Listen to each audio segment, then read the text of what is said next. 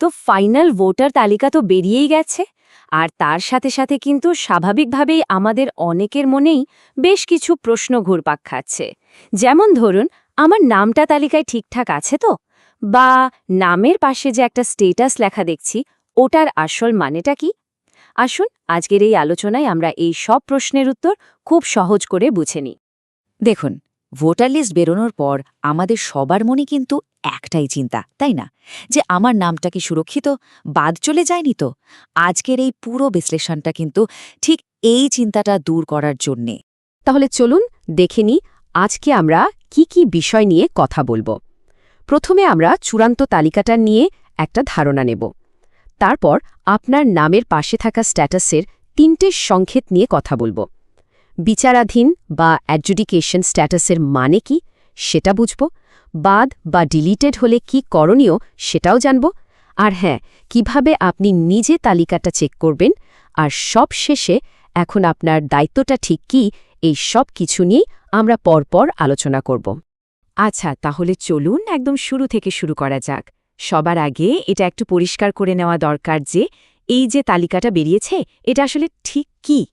প্রথমে যে কথাটা একদম পরিষ্কার করে মাথায় গেঁথে নিতে হবে সেটা হলো, এই যে 28শে ফেব্রুয়ারি তালিকাটা বেরিয়েছে এটাই কিন্তু শেষ নয়।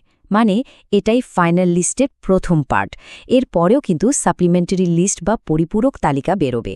তাই এখনই কিছু একটা দেখে ভয় পেয়ে যাওয়ার বা আতঙ্কিত হওয়ার কিন্তু কোনো কারণই নেই।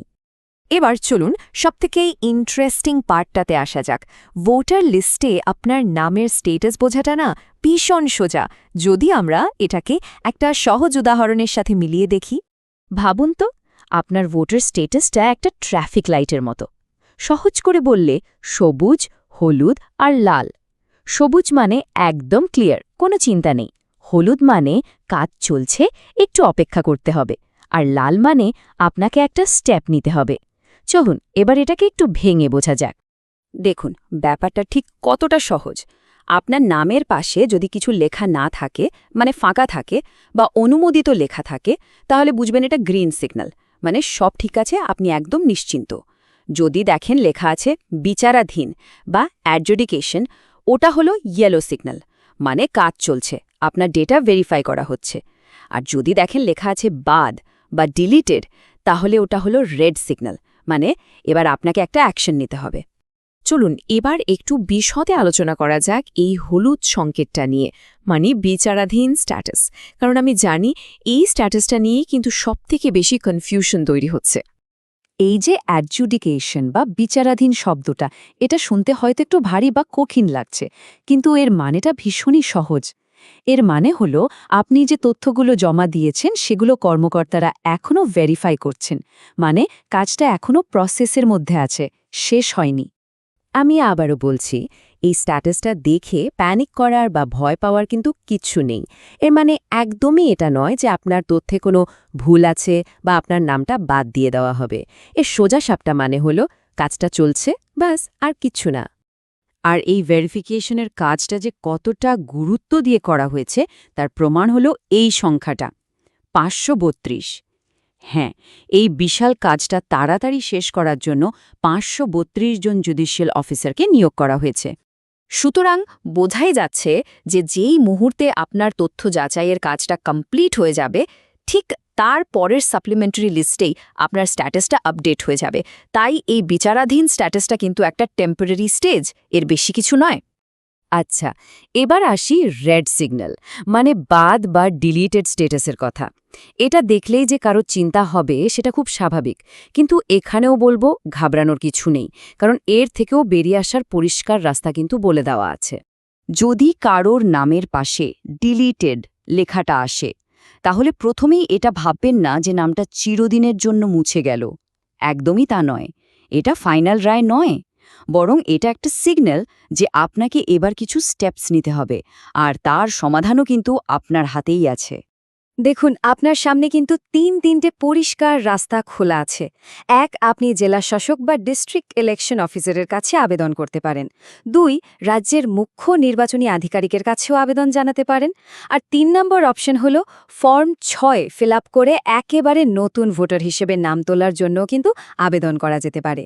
তবে হ্যাঁ, এখানে একটা খুব গুরুত্বপূর্ণ বিষয় কিন্তু মাথায় রাখতে হবে, সেটা হলো ডেডলাইন বা সময়সীমা। এই সব আবেদন কিন্তু আপনার কেন্দ্রে নমিনেশন প্রসেস শেষ হওয়ার আগেই করে ফেলতে হবে। তাই দেরি করলে কিন্তু চলবে না, বিষয়টা দেখা মাত্রই অ্যাকশন নিতে হবে। বেশ, এতক্ষণ তো আমরা বুঝলাম কি কি হতে পারে আর তার মানে কি। এবার চলুন দেখে নিই আপনি নিজে কোথায় আর কিভাবে আপনার নামটা চেক করতে পারবেন।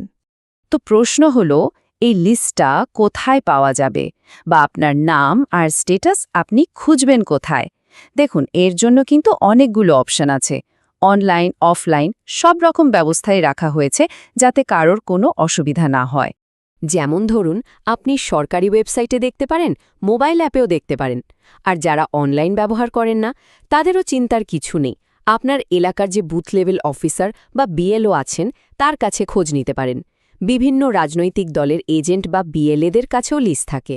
এমনকি আপনার লোকাল পঞ্চায়েত, বিডিও অফিস বা ডিএম অফিসে গেলেও আপনি তালিকাটা দেখতে পাবেন। যারা অনলাইনে দেখতে চান, তাদের জন্য ওয়েবসাইটগুলো হল electors.eci.gov.in আর co.westbengal.nic.in। এই দুটোর যে কোনো একটাই গেলেই হবে। আর যদি মোবাইল থেকে দেখতে চান, তাহলে প্লে স্টোরে গিয়ে সার্চ করুন ECI নেট। এই অ্যাপটা ডাউনলোড করে নিলেই কাজ হয়ে যাবে। তো আমরা পুরো বিষয়টা কিন্তু জেনে নিলাম, কিন্তু সব জানার পর এখন সবথেকে জরুরি কাজটা হলো নিজের দায়িত্বটা নিজে পালন করা।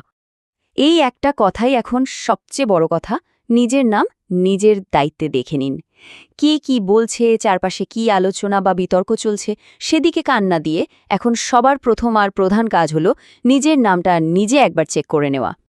একটা কথা মাথায় রাখতে হবে, এই সময়টায় কিন্তু প্রচুর গুজব ছড়াবে, নানা রাজনৈতিক বিতর্কও চলবে। সেগুলোকে একদম পাত্তা দেবেন না। আপনার ফোকাস থাকবে শুধু একটাই, নিজের তথ্যটা নিজে যাচাই করা, কারণ এটাই একমাত্র জিনিস যা আপনার কন্ট্রোলে আছে। তাই এই আলোচনা শেষ করার আগে প্রশ্ন একটাই, গুজব ছড়ানো বা সেই আলোচনায় অংশ নেয়ার বদলে আমরা কি নিজের নামটা যাচাই করার জন্য একটু সময় দিয়েছি? কারণ দিন শেষে দায়িত্বটা কিন্তু সম্পূর্ণভাবেই আপনার নিজের।